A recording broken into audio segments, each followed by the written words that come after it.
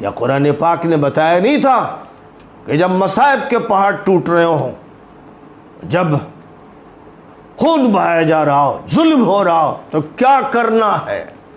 کہ نہیں بتایا گیا تھا؟ کیا نبی پاک علیہ السلام پر مکہ مکرمہ کی زندگی میں آیتیں نہیں اتری تھیں؟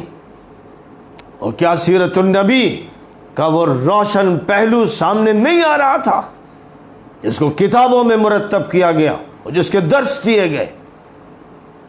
کیا مکہ مکرمہ کی گرم ریت پر بلال کو لٹایا نہیں جا رہا تھا، ستایا نہیں جا رہا تھا؟ کیا خباب کو انگاروں پر لٹایا نہیں گیا تھا؟ کیا اس دور کے صحابہ کرام کو سخت ترین سزائیں نہیں دی گئی تھی؟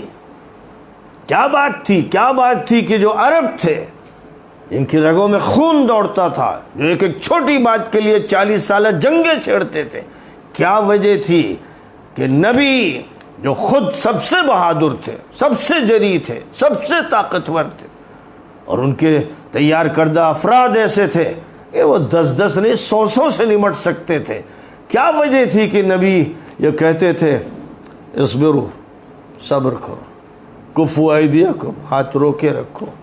کیا وجہ تھی کہ قرآن بار بار یہ کہتا تھا کہ صبر جمیل اختیار کرو؟ کیا اللہ کی طاقت رک گئی تھی؟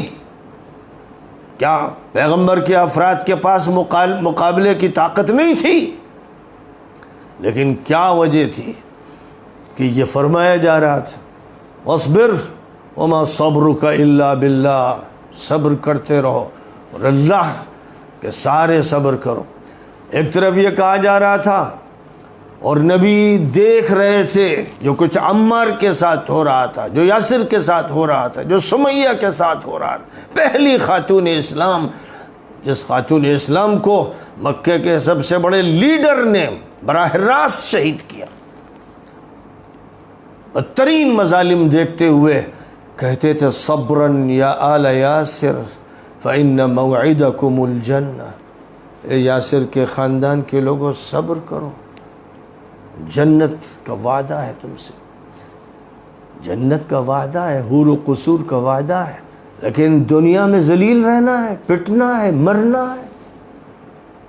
لیکن وہی نبی جو یہ کہہ رہے تھے، وہ یہ بھی کہہ رہے تھے کہ کلمۃ تقولونها تملکون بها العرب والعجم، ایک کلمہ ہے میرا جو تم مان لو، تسلیم کر لو، قبول کر لو تو تم عرب اور عجم کے مالک بن جاؤ گے۔ عجیب بات ہے، حالات یہ ہیں، کچلے جا رہے ہیں، مارے جا رہے ہیں، پیٹے جا رہے ہیں، ذلیل کیے جا رہے ہیں، اور صبر کی دعوت دی جا رہی ہے، اور دوسری طرف یہ بھی فرما رہے ہیں، وہی فرما رہے ہیں، مکہ مکرمہ میں فرما رہے ہیں کہ کلمۃ تقولونها تملکون بها العرب والعجم، ایک کلمہ جو میں تمہارے سامنے پیش کر رہا ہوں، اس کو مضبوطی سے پکڑ لو، لا الہ الا اللہ، کسی کے پاس طاقت نہیں، کوئی مالک نہیں، کوئی خالق نہیں سوائے اللہ کے، اس کو مضبوطی سے تھام لو، مان لو کہ محمد الرسول اللہ، محمد صلی اللہ علیہ وسلم اللہ کے رسول ہے، تو تم عرب اور عجم کے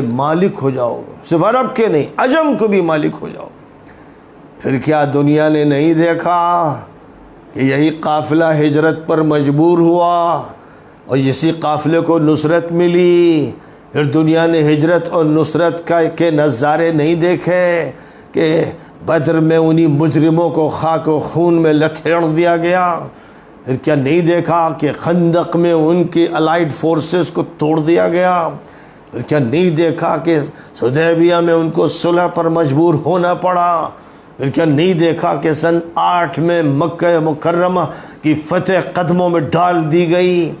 پھر کیا نہیں دیکھا انہوں نے کہ تھوڑے ہی عرصے میں نبی پاک علیہ السلام کا تو وصال ہوا، اور جس بات کا وعدہ تھا کہ اللہ تمہیں غلبہ دے گا عرب اور عجم پر، اس کے لیے ابو بکر اور عمر نے اپنے دور میں جب فوجوں کو تیار کیا تو بڑی بڑی سپر پاور گھٹنے ٹیکنے پر مجبور ہو گئی، پرشین امپائر ہو یا رومن امپائر ہو، یہی 2 امپائر تھی، دنیا کی 2 بڑی طاقتیں تھیں، وہ چند سالوں میں زیر ہو گئے۔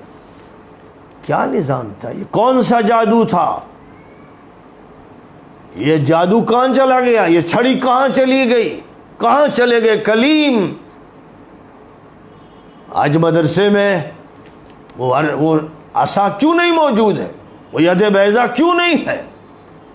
اور قرآن کا وہ سحر، ان ھذا الا سحر یؤثر، کافر کہتے تھے یہ جادو ہے، وہ کہاں چلا گیا جادو؟ صرف مری مری تلاوتیں رہ گئیں، صرف رمضان کی تراویح کے زمزمے رہ گئے، اس قرآن کا معجزہ کہاں چلا گیا؟ بہرحال ضرورت ہے پہلے ہم عہد نبوی کی طرف لوٹیں، ہم مکی دور کو پہلے تازہ کر لیں تاکہ مدنی دور کے لیے راستہ ہموار ہو جائے، اور جو طریقہ کار تھا وہی طریقہ کار کامیابی کا تھا، اور پھر وہی کامیابی کا رہے گا۔